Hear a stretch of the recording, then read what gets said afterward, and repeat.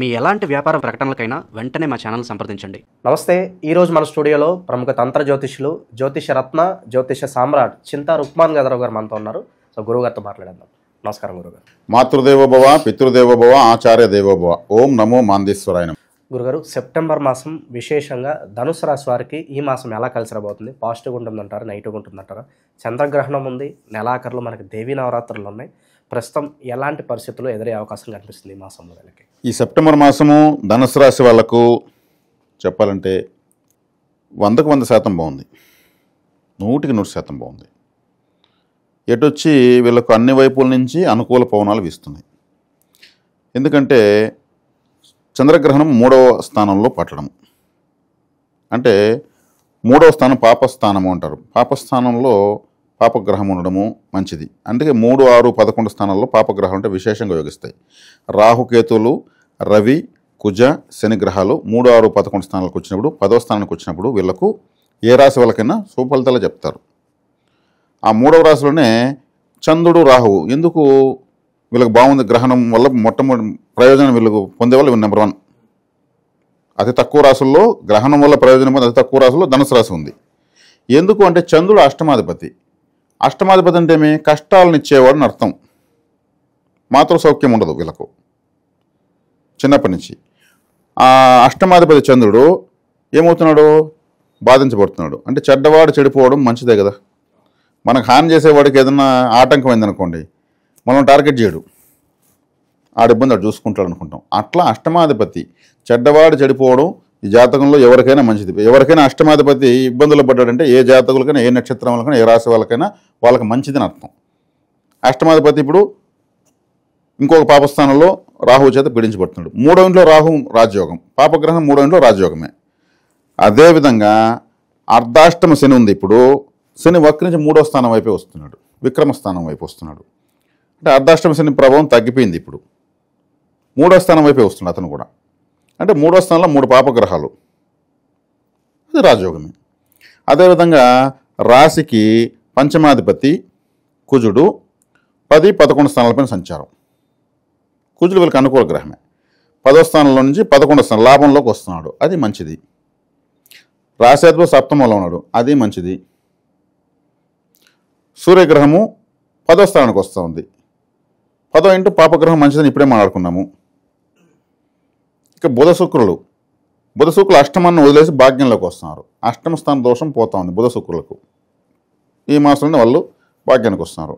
అంటే ఇక్కడ తప్పించుకున్న గ్రహం ఏది లేదు, అన్నీ కూడా కంఫర్ట్గా ఉన్నాయి. ఇప్పుడు ధనుసు రాశి వాళ్ళకు ఆల్మోస్ట్ అంతా బాగుంది. వీళ్ళు ఏమైనా చేయొచ్చు. ఇప్పుడు వశీకారం పెరుగుతుంది, చేసే ప్రయత్నాలు పెరుగుతాయి. చేస్తున్న ప్రయత్నాలు, సాధనలు, ఎగ్జామ్స్ అన్నిట్లోనూ మంచి రిజల్ట్స్, గతంలో జరిగిన కృషికి ఒక తగ్గ ఫలితము ఇప్పుడు కనిపించడము. ఈ గ్రహం ఇంపాక్టింగ్ రాబోయే 1 సంవత్సరంలో విశేషమైనటువంటి శుభ ఫలితాలు, అవకాశాలు, ఏదైనా చేస్తున్న ప్రయత్నాలకు తగినటువంటి మార్గాలు సుగమం కావడము, నూతన కార్యక్రమాలు కూడా అన్నీ సక్సెస్ అవుతాయి. ఎందుకంటే నేను అందుకే వివరంగా చెప్పింది ఏ గ్రహం ఎక్కడి నుంచి ఎక్కడికి వస్తుందని. సానుకూలమైన ప్రదేశాలకు వస్తున్నాయి గ్రహాలన్నీ, అందుకే అన్ని వైపులా అనుకూల పవనాలని చెప్పింది. ఇప్పుడు ధనుసు రాశి అంటేనే ఒక టార్గెట్, ఒక బాణం, ఒక రీసెర్చ్ అనమాట. ఇప్పుడు వీళ్ళు ఒక రీసెర్చ్లోనే ఉంటారు. ఇప్పుడు రీసెర్చ్ అంటే ఏదో ఒక పరిశోధిస్తూనే ఉంటారు. ధనుసు అంటే అది ఎక్కుపెట్టినటువంటి బాణం, అంటే ఎక్కడికో చోట వదలాలి దాన్ని. కాబట్టి వీళ్ళ ప్రయత్నాలు గతంలో చేసుకున్నవన్నీ ప్రమోషనల్ స్థాయిలోనూ, పరిపక్వత స్థాయిలోనూ ఫలితాలు ఇచ్చేటువంటి పరిస్థితుల్లోకి వస్తాయి. దీని గ్రహణం కూడా అధికంగా ఉపయోగపడుతుంది. గ్రహశాంతులు ప్రత్యేకంగా చేసుకోవాల్సిన అవసరం వీళ్ళకి లేదు. కానీ ఆ సమయంలో దైవ సాధన, దైవారాధన, జపతపాలు, హోమాలు చేసుకోవడం ఇంకా మంచిది, అడిషనల్ బెనిఫిట్. సో గోచరపరంగా ఎలాంటి వ్యాపారాల్లో ఇన్వెస్ట్మెంట్స్ చేస్తే బాగుంటుందంటారు వీళ్ళు? ఎలాంటి వ్యాపారాల్లో అన్నప్పుడు అంటే గోచార రీత్యా తీసుకుంటే వీళ్ళకు ధనుసు రాశి వాళ్ళంటే దుస్వభావ రాశిది. దుస్వభావం అంటే అన్ని రకాల స్వభావం ఉంటుంది. అవతల వాడి సమస్య కూడా వీళ్ళకి పరిష్కారం తెలుస్తూ ఉంటుంది. అరే వీళ్ళు ఇంత లాజిక్గా ఎందుకు ఇలా చేస్తున్నారు, మనం అడిగితే చెప్తాం కదా మార్గం అనిపిస్తూ ఉంటుంది. అన్ని రకాల స్వభావాలు వచ్చేస్తాయి. వీళ్ళు ఎప్పుడు చూసుకోరు. వీళ్ళతో పాటు వీళ్ళకు ఉన్న వేరే వాళ్ళు కూడా ఎక్కువ చూస్తూ ఉంటారు. ఆ రాశి యొక్క స్వభావం. అందులో గురువు రాశాధిపతి. గురువు అంటే ఏమి? బోధించేవాడు, 10 మంది దారి చూపించేవాడు అని అర్థం. ఆ గురువు లగ్నం రాశిని చూస్తున్నాడు. కాబట్టి వీళ్ళ ప్రతిభకు తగినట్టు వీళ్ళ వ్యక్తిగత జాతకాల్లో నేను చెప్తున్న గోచారం ఉండదు. వ్యక్తిగత జాతకం మారిపోయి ఉంటుంది. కానీ వీళ్ళ ప్రతిభకు తగినట్లు ఇప్పుడున్న గోచార రీత్యా వీళ్ళు పెట్టుబడులు పెట్టుకోవచ్చు అని చెప్పడం కరెక్ట్. సో విదేశీ ప్రయత్నాలు కూడా చేయొచ్చా? విదేశీ ప్రయత్నాలు చేసుకోవచ్చు, హ్యాపీ చేసుకోవచ్చు. ఎందుకంటే 12వ స్థానాధిపతి విదేశాలకు సంబంధించినటువంటి గ్రహము కుజుడు లాభంలోకి వస్తున్నాడు. రాహు అదే విదేశీ ప్లానెట్స్ రెండు కలిసి గ్రహణ సమయంలో 3వ స్థానంలో వర్కౌట్ అవుతుంది. అక్కడికి ఆ 3వ స్థానాధిపతి శని అక్కడికి వస్తున్నాడు. వాళ్ళని మళ్ళీ గురువు చూస్తున్నాడు. రాహుని చంద్రుని గురువు చూస్తున్నాడు, రాశ్యాధిపతి చూస్తున్నాడు, కుజుడిని గురువు చూస్తున్నాడు. రవి 10వ ఇంట్లోకి వస్తున్నాడు, దిగ్బలంలోకి వస్తున్నాడు. దిగ్బలం అంటే ఏమి? 10వ ఇంట్లోకి రవి వచ్చింటే దిగ్బలం అర్థము. రవికి 10వ ఇంట్లో బలం ఎక్కువ. అదే ధనుసు రాశి అంటే రవికి సంబంధించినటువంటి ప్రభావం ఎక్కువ ఉన్న రాశి. సో ప్రేమలో విజయం ఏమైనా కనిపిస్తుందా? ఎప్పటి నుంచో ప్రేమించుకుని పెద్దవాళ్ళ యాక్సెప్టెన్స్ కోసం ఎదురు చూస్తూ ఉంటారు, వాళ్ళకి ఏంటి? ఖచ్చితంగా యాక్సెప్టెన్సీ ఉంటుంది, వీళ్ళకు ఫలితం ఉంటుంది. ఎందుకంటే ప్రేమ అంటే 5వ స్థానము. 5వ స్థానానికి అధిపతి కుజుడు. కుజుడు ఇప్పుడు లాభంలోకి వచ్చాడు. లాభంలోకి వచ్చి 5వ స్థానాన్ని చూస్తున్నాడు. ప్రేమలో విజయం పొందేదానికి అవకాశాలు ఎక్కువ ఉన్నాయి. కాబట్టి వీళ్ళు ప్రయత్నించకపోతే ఎవరేం చేయలేరు. ఈ సమయంలో ప్రయత్నించడం వల్ల ప్రయోజనం ఎక్కువ ఉంటుంది. సో చాలా వరకు మంచి ఫలితాలు ఉన్నప్పటికీ కూడా పలానా విషయంలో మీరు జాగ్రత్తగా ఉండకపోతే చిక్కుల్లో పడతారంటే ఏం చెప్తారు గురుగారు? ఫలానా విషయంలో జాగ్రత్తగా ఉండకపోతే అంటే మనము ఉన్నంతవరకు మన నీడ మనం వదలదాం. నేను వీడని నీడ నేను అన్నట్లు ఏదో ఒక సమస్య ఖచ్చితంగా, ఏదో ఒక బలహీనత మనకు ఏదో ఒకటి ఉండే ఉంటుంది. కాబట్టి ఇక్కడ వచ్చేకాడికి వీళ్ళు వాటికి అతీతంగా ఆలోచించి వీళ్ళు చేసే ప్రయత్నాలు, గోచార ఫలితాలు ఇప్పుడు నేను చెప్పిన తాత్కాలికంగా కొద్ది రోజులకి మళ్ళీ అనుకూలంగా వచ్చిన గ్రహాలు మళ్ళీ వ్యతిరేక డిగ్రీలోకి రావడం, స్థానాల్లోకి రావడం, అప్పుడు ఈ జాగ్రత్తలు పాటించడం అన్నీ ఉంటాయి. ఇది జనరల్ చార్ట్. ఇవి రాశి వాళ్ళకు 3వ స్థానం వీళ్ళు చేసే ప్రయత్నాలు, 11వ స్థానము వీళ్ళు చేసినటువంటి పనుల్లో లాభాలు. 11వ రాశి తులారాశి, 3వ రాశి కుంభరాశి. కుంభరాశిలో నడి నక్షత్రము శతభిషము పూర్ణంగా ఉంది 4 పాదాలతో. అదే తులారాశిలో నడి నక్షత్రము స్వాతి నక్షత్రము. స్వాతి నక్షత్రం 4 పాదాలతో బలంగా ఉంది. కాబట్టి ఈ శతభిష నక్షత్రం అంటే ఏమంటే, శతభిష అంటే 100 నక్షత్రాల సమూహమే శతభిష నక్షత్రం. అతిపెద్దది. జ్యోతిష్ శాస్త్రంలో ఉన్న 27 నక్షత్రాల్లోకి అతిపెద్ద నక్షత్రం శతభిషం. 100 నక్షత్రాల అంటే పాలపుంత నక్షత్రాల గుంపులు ఉన్నదంతా శతభిషం. ప్రతిరోజు వీళ్ళు నక్షత్రారాధన చేయొచ్చు. కర్పూర హారతి వచ్చి నక్షత్రాల పూజ. నక్షత్రాలతో పోలుస్తారు, సినిమా స్టార్స్ అంటారు. వాళ్ళు మెరుస్తారు కాబట్టి నక్షత్రాలలాగా. కాబట్టి శతభిష నక్షత్ర ప్రభావం కానీ ఎవరికైతే పవర్ఫుల్గా ఉంటుందో వాళ్ళు సినిమా స్టార్స్ అయిపోతారు. వాస్తవం, దాంట్లో ఎటువంటి సందేహం లేదు. కాబట్టి నక్షత్ర పూజ వీళ్ళకి చాలా ఇంపార్టెంట్. గెలాక్సీ ఉన్న ఫోటోని వాల్పేపర్గా ఫోన్లో పెట్టుకోవచ్చు. గెలాక్సీ ఉన్నటువంటి ఫోటోని హాల్లో పెద్ద వాల్ పోస్టర్ వేసుకోవచ్చు. ద్రాక్ష బ్లాక్ గ్రేప్స్, నల్ల ద్రాక్ష పండ్ల గుత్తి శతభిష నక్షత్రం. కాబట్టి బ్లాక్ గ్రేప్స్ ఎక్కువ తినచ్చు. నీటి కడిగేసి ఎక్కువ మందులు కొడుతున్నారు కాబట్టి చెప్తున్నా. బ్లాక్ గ్రేప్స్ వీళ్ళకి ఫేవరెట్ ఫ్రూట్. ఒక నల్ల ద్రాక్ష, డ్రై ఫ్రూట్ కూడా, ఎండు ద్రాక్ష కూడా, నలుపు కూడా తినచ్చు. వీళ్ళు 4 నోట్లు వేసుకొని బయలుదేరచ్చు. అదేవిధంగా వీళ్ళకు అలా చేస్తూ వచ్చారు. నక్షత్ర ఆరాధన చేయడం చాలా ఇంపార్టెంట్. గెలాక్సీ వీళ్ళకి అనుకూలంగా ఉంటుంది అనమాట.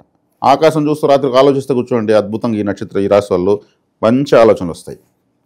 కర్పూర హారతి ఇవ్వండి, నక్షత్రాలను ఆరాధించండి. జ్యోతిశాస్త్రం నక్షత్రాలపైన ఆధారపడింది. అదేవిధంగా లాభంలో స్వాతి నక్షత్రం. స్వాతి నక్షత్రంలో ఎవరు ఉద్భవించారు? నరసింహస్వామి ఉద్భవించాడు. నరసింహస్వామి ఆరాధన, ఆలయాలకు వెళ్ళడం, పోయి రావడం మంచిది. ఆయన ఫోటోని వాళ్ళ ఎవరు పెట్టుకోవచ్చు. లక్ష్మీ నృసింహ కరావలంబ స్తోత్రం చదవడం చాలా ఇంపార్టెంట్. వీళ్ళకు లాభాలు కలుగుతాయి. లక్ష్మీ నృసింహ కరావలంబ స్తోత్రం ఎందుకంటే సాక్షాత్ పరమేశ్వరుడు ఆది శంకరాచార్యులకు పుట్టారు. ఆయనకు ఒక విపత్తు వచ్చినప్పుడు ఆయన నరసింహస్వామినే పిలిచాడు. ఆయనే పరమేశ్వరుడు. ఆయనకు విపత్తు వచ్చినప్పుడు నరసింహస్వామిని పిలిచాడు. మహావిష్ణువుని ఇంకోనూ వెళ్ళలేదు. లక్ష్మీ నృసింహ కరావలంబ స్తోత్రం ఆయన చదివాడు. ఆయన నోటితో ఆయన వచ్చి కాపాడాడు. అంటే విపత్కర పరిస్థితులు కాపాడి లక్ష్మీ నృసింహ కరావలంబ స్తోత్రం. ఈ ధనుసు రాశి వాళ్ళు దాన్ని చదువుకోవచ్చు. నరసింహస్వామిని ఫేవరెట్గా ఫీల్ అవ్వచ్చు. నరసింహ, సింహాచలం లాంటి పేర్లు ఉన్న వాళ్ళతో అనుకూలంగా ఉండొచ్చు. స్వాతి నక్షత్రం అంటే తేనె, హనీ. స్వాతి నక్షత్రం అంటే కాఫీ. వీళ్ళు కాఫీ, తేనె ఇష్టంగా, లెమన్ టీ, ఇంకా తేనెతో చేసినటువంటి కాజాలు, స్వీట్స్ ఏదైనా కూడా వీళ్ళు తీసుకోవచ్చు. Coffee chocolates, coffee biscuits, coffee తాగడము లాంటివి చేయొచ్చు. ఎంత సింపుల్గా ఉంది, అసలు అద్భుతంగా వచ్చింది చెప్పాలంటే, చాలా బాగుంది. ఈ ధనుసు రాశి వాళ్ళకు 3వ స్థానము 11వ స్థానము, 3 ప్రయత్నము 11 లాభము. ఈ రెండింటిని యాక్టివేట్ చేస్తూ ఉంటే గోచార ఫలితాల సంబంధం లేకుండా వీళ్ళు ముందడుగు లేసుకెళ్ళిపోవచ్చు. సాధారణంగా మన టైం బాగున్నప్పుడు ఈ నరఘోష నరదిష్టి ఇవన్నీ వస్తూ ఉంటాయి. సో దీనికి ఇన్స్టెంట్గా ఉన్న పరిహారం ఉంటుందా? నరఘోష నరదిష్టికి పరిహారం అంటే నేను ఇంతకుముందు ఒక రాశిలో గుమ్మడికాయ చెప్పాను, గుమ్మడికాయ పరిహారము. ఆ గుమ్మడికాయ పరిహారము అదేవిధంగా ఎప్పుడైనా ఎవరైనా చేసుకోవచ్చు. అదేవిధంగా ఎవరైనా కూడా సరే, ఏ రాశి వాళ్ళని సరే గుమ్మడికాయ పరిహారం ఎలా చేసుకుంటారో అలాగే ఇంకొక పరిహారం ఏంటంటే, ఒక వైట్ పేపర్ తీసుకొని బ్లాక్ ఇంకి తీసుకొని వాళ్ళ సమస్యలని రాయాలి, వాళ్ళ శత్రువులు రాయాలి. అంటే వాళ్ళని పట్టి పీడిస్తున్నటువంటివి ఏదైనా సరే రాసి రెడ్ ఇంక్తో కొట్టేయాలి దాన్ని. వైట్ పేపర్ బ్లాక్ ఇంకి రెడ్ ఇంక్తో కొట్టేయాలి. కొట్టేసినప్పుడు ఏమి అది క్యాన్సిల్ అయింది, అదేదో నశించింది అని అర్థం ఉంటుంది. దాన్ని కాల్చి పేపర్ని షింక్లో బూడిదలో కలిపి నీళ్ళలో కలిపేయాలి. ఇది ఒక తంత్రం. వారి సమస్యలను వాళ్ళు రాసి కాల్చి బూడిద చేయాలి. ఒక మనిషిని కాల్చి బూడిద నీళ్ళలో కలుపుతారు కదా. కాబట్టి గంగాదేవి స్వీకరించిందంటూ ఏం లేదు. ఈ తంత్రం ఎవరైనా చేసుకోవచ్చు. ధనుసు రాశి వాళ్ళు కూడా ఈ గుమ్మడికాయతో పాటు ఇది కూడా చేసుకోవచ్చు. ఎప్పటికప్పుడు వాళ్ళ సమస్యలు రాసి కాల్చి బూడిద చేసేదానికి ఏమైనా ఖర్చులు అవుతాయా ఒక వైట్ పేపర్లో? అది కూడా చేయలేను అంటే మనం ఏం చేస్తాం? ఇక్కడ తంత్ర జ్యోతిష్యం అనేటువంటి జ్యోతిష విధానంలో నేను ఖర్చు లేనటువంటి పరిహారాలనే పరిశోధనలు చేసి మరీ తెలియజేస్తున్నాను. ఇది చేసుకోవచ్చు. సెప్టెంబర్ మాసంలో ఓవరాల్గా ధనుసు రాశి వారి పరిస్థితి ఏ విధంగా ఉంటుంది, ఎలాంటి పరిహారాలు చేసుకోవాలి, అద్భుతంగా వివరించారు. ధన్యవాదాలు. ధన్యవాదాలు.